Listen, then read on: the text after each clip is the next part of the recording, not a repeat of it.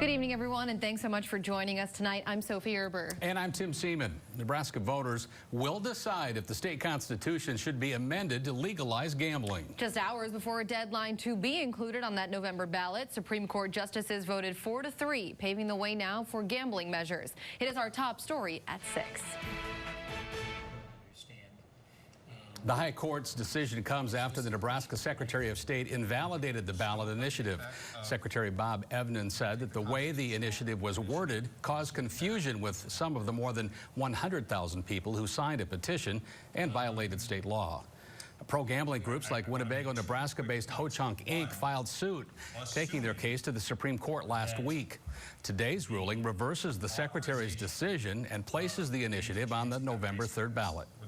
We tried a couple of years ago and we weren't successful, and so we have been working on this for about a year and a half, and so to take it down to the wire, it feels great to actually to get it on the ballot. We still got a lot of work to do, but it feels good at this stage. So we're going to spend a lot of time marketing and really pushing forward some of the data that we have that supports voting for this initiative. Ho-Chunk Inc. owns Atticad Horse Park in South Sioux City. That is one of the facilities where casino games would be allowed if voters approve this initiative. Additionally, the Nebraska Supreme Court has reversed another ruling by Secretary Evnen, this one allowing for a vote on the legalization of medical marijuana in the state. It will not be on the ballot in November, the court opinion citing the measure's lack of a, quote, unifying purpose as the reason behind its decision now. Justices also allowed a ballot measure tied to payday loans to move forward. Well, after multiple individuals from one Sioux City elementary school test positive for COVID-19 or show symptoms for the virus, a classroom has been closed by the school district. According to written statements from administrators, a second grade class at Nodland Elementary is being moved to emergency response virtual learning for 2 weeks effective today. We're told that any close contacts have been notified. All students not part of the second grade class will continue to attend school at Nodland for on-site learning. Now, the district went on to say, quote, "We have taken steps to protect the health of our students and staff. Per our established protocol, we have thoroughly cleaned, sanitized, and disinfected the space the individuals have used." The district says that this is the first time it has had to move a classroom to emergency response. Additional details for the community, I should say, will be included in the district's regular meeting report that comes out on Friday. Right, they started releasing those only on Fridays now. So let's take a quick look at the latest coronavirus numbers across Siouxland for us. Woodbury County health officials officially confirming 28 new cases today. They list 21 patients currently hospitalized due to the virus. And in Nebraska, Dakota County reports 4 new positive tests today. The county has recorded 95 confirmed cases of COVID-19 over the past 2 weeks. And in South Dakota, Clay County reports 101 active cases. Union County reports 38 active cases. Finding ways to protect senior citizens from scams is the focus tonight of One Siouxland Agency. KCAU 9 News reporter Lydia Vasquez is here now to expose just some of those scams to us and tell us what you need to know to protect yourself and the people close to you. Lydia? The Connections Area Agency on Aging is gearing up for Shred-tastic. It's an annual event to keep Siouxland seniors safe by helping them get rid of sensitive documents that could be used against them. I get one almost every day, and there are some days I've gotten 3 from the same company. In other words, on my warranty on my car, and that's really frustrating. And then they mail me stuff too. I got one the other day from the Social Security Department, supposedly. Lynn Springer says she fell for an online scam once, but never again. I'd just like to say quit it. I'm sick and tired of it, really, to be very honest. And we still have a landline phone. That's where I get most of them. Officer Andrew Dutler with the Sioux City Police Department says scams they're notified about specifically target the elderly. He says the most common scams going around right now are related to coronavirus funding or Social Security claims. He adds it's important to remember that the IRS will never call you. And if you have any personal documents, it's best to always shred them. It can be things like their Medicare number on old Medicare statements that are more than 10 years years old, they would still have full Medicare numbers on them, bank account numbers, credit card statements, tax forms. Chris Cookdale with the Connections Area Agency on Aging says more than 2 tons of shredding happens during the agency's annual Shred-tastic event. We do it because, as part of our elder protection program.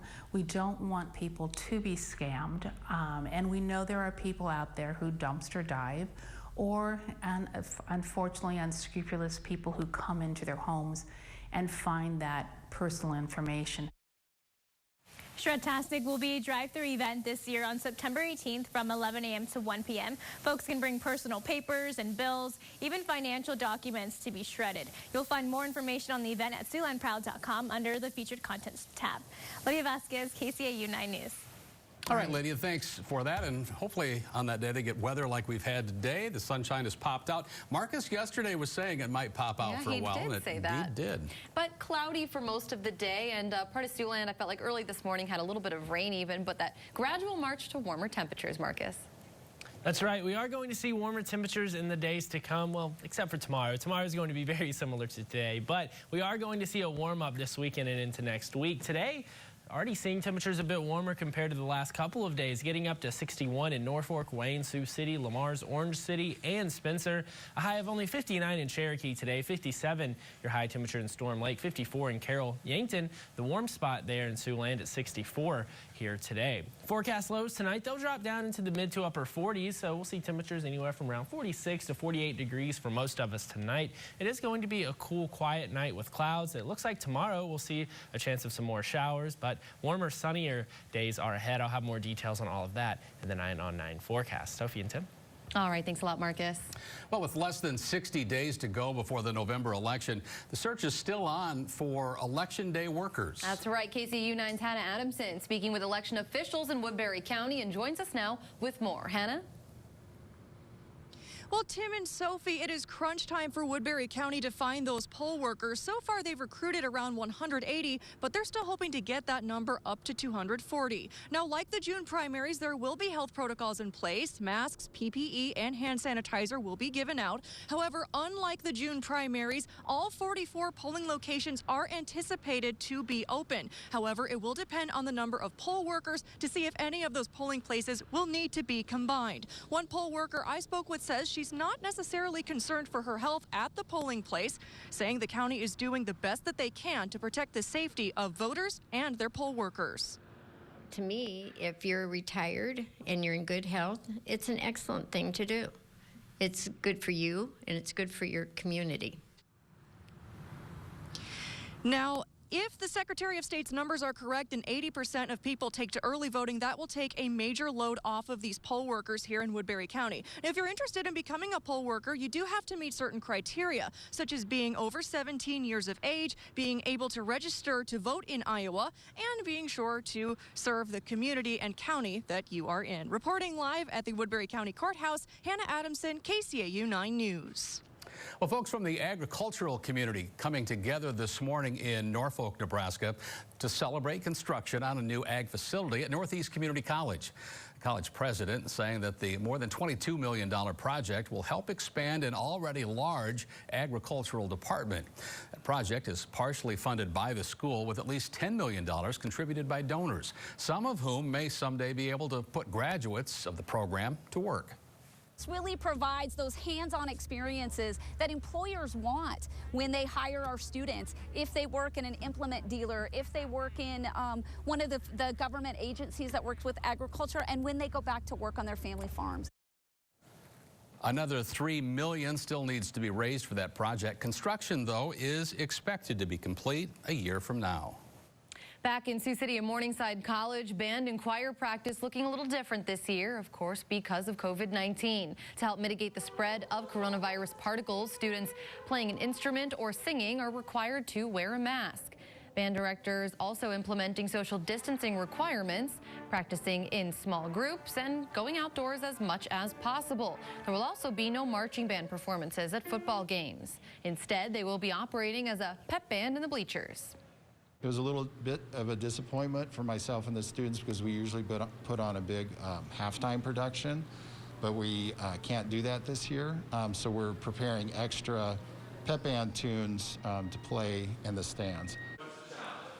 Coming up tonight at 10, we hear from a student that is adapting to these changes. I didn't know that you could play those instruments through a mask, so if they can do it, anyone can. It looks like it's a little special project there, a little extra skill needed to get that all done. Absolutely, and probably lung power too. Well, many folks in rural areas are used to being a little isolated from the rest of the world. Find out how rural medicine is being affected by the new health insurance trends we're facing. That's coming up.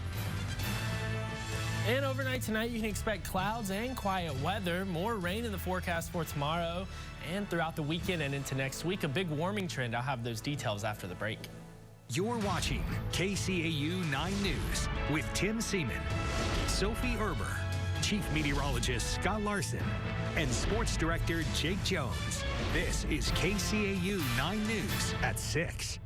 She's an accomplished journalist, and she is a people person. She's able to talk to folks, getting out there, meeting face-to-face, learning their stories, and then bringing them back and sharing them with the community, I know is something that's important to her. I find myself in another place where the people really care about what's going on, which makes our jobs that much more meaningful. And, you know, by that same token, we need to do a great job every day, and that's motivating to come to work and know people expect a certain product, and we're there to deliver.